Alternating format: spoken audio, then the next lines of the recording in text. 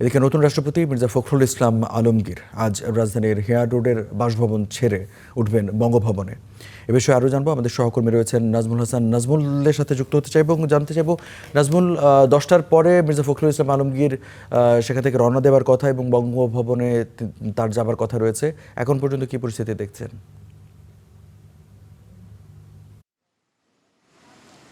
পরিস্থিতির কথা বলতে গেলে রঞ্জু, এখানকার প্রস্তুতি কিন্তু ইতিমধ্যেই সম্পন্ন হয়েছে এবং আসলে বর্ণাঢ্য এক রাজনৈতিক ক্যারিয়ার শেষে দেশের সর্বোচ্চ সাংবিধানিক পদে রাষ্ট্রপতি, দেশের গণপ্রজাতন্ত্রী বাংলাদেশ সরকারের 23তম রাষ্ট্রপতি মির্জা ফখরুল ইসলাম আলমগীর এখনও যিনি অবস্থান করছেন হচ্ছে হেয়ার রোডের যে সরকারি বাসভবনটি রয়েছে।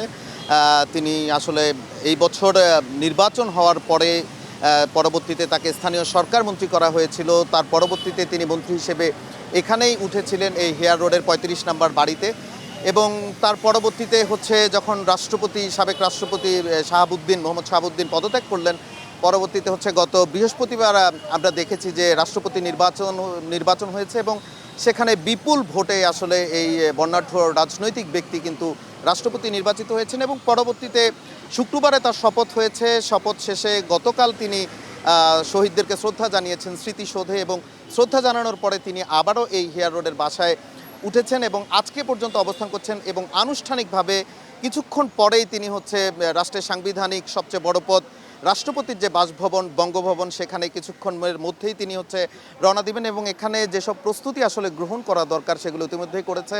আমরা এখানে সকাল থেকে র্যাব ফোর্সের সহ রাষ্ট্রপতির যে প্রোটোকল আছে, এসএসএফ রয়েছে, তারা এখানে রয়েছেন এবং আমরা যতদূর জানতে পেরেছি 11টার আগেই তিনি হয়তো এই বাসভবন ছেড়ে বঙ্গভবনের দিকে তিনি রওনা দিবেন। রঞ্জু। নাজমুল, আপনাকে ধন্যবাদ।